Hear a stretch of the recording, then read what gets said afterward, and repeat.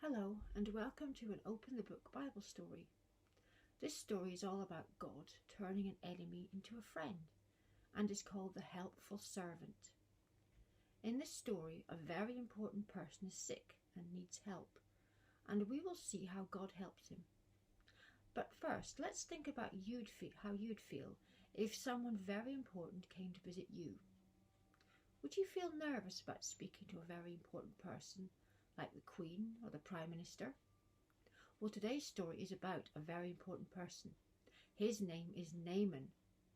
He was the commander of the whole army. The story is also about a little servant girl. She wasn't important at all. In fact, she was so unimportant that we don't even know her name. So if you're ready, let's open the book at the story called The Helpful Servant. Naaman was a soldier, not just any soldier, but the commander of the whole Syrian army. He was a very powerful man, but he was afraid. Naaman, you see, was ill, and no one knew how to make him well. His skin was covered with sores, and he couldn't feel his fingers or his feet. Everyone felt sorry for him, and God felt sorry for him too. So God whispered to a little girl who had been captured by Naaman's army and carried away from God's promised land. She worked for Naaman's wife, and one day she said to her mistress, "Back in Israel, where I come from, there lives a man called Elisha. God uses him to make sick people well. If only Naaman could go and see him." And before long, the great soldier who had fought against God's people was off to seek help from God's prophet. Naaman didn't go alone. He took his servants and his horses and a chariot full of treasure to reward Elisha in case his cure should work. It was a grand parade, and Naaman expected a grand greeting in return. But when he sent one of his men to knock on Elisha's door, the prophet did not even answer. Instead, he told his servant Gehazi to say, "If you want to be well, go and dip yourself 7 times in the Jordan River." Now, it may be that Naaman was tired and frustrated, or it may be simply that he was proud. Whatever the reason, the prophet's message made him angry. "The River Jordan?" he shouted. "It's filthy. I'll throw myself into any river back in Syria, but I will not stick one toe in the Jordan, or take the advice of a man who cannot even be bothered to meet me." "Begging your pardon, sir," mumbled one of Naaman's servants, "but if the prophet had sent you off to do something hard, you would have gone straight away, wouldn't you?"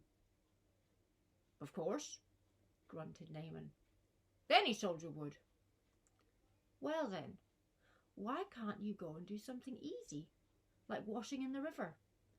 It can't hurt, and it might just work." Naaman sighed. "All right," and led his men to the river. He dipped himself twice. Nothing. He dunked himself twice more.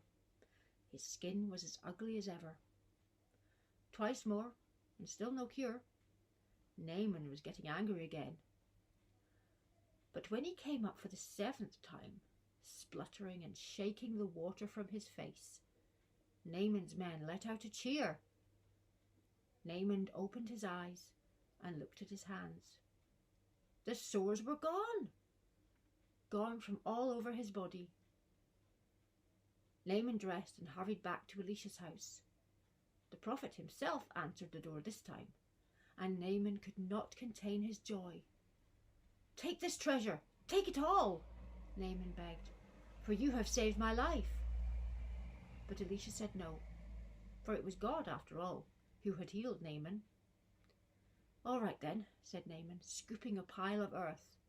"Let me take this with me, so that I can stand on a piece of your land and worship your God too." Elisha nodded and smiled, and God smiled too. For with a little girl and a muddy river, he had turned an enemy into a friend. Who do you think was really the most important person in that story? Without the servant girl, Naaman would never have known about Elisha, and he would never have heard about Elisha's God. So she was very important after all. Close your eyes and think about the people who help you when you are unwell. It might be the doctors and nurses, but it might be your family or your friends. Say a silent thank you to them now. Now I'm going to say a prayer, and if you want to make it your prayer, say Amen at the end. Dear God, thank you for using a little girl to help Naaman get better. Please be with anyone who we know who is ill today and help them to get better too. Amen. Thank you for joining me for this story. I hope that you have enjoyed hearing about how God helped Naaman as much as I have.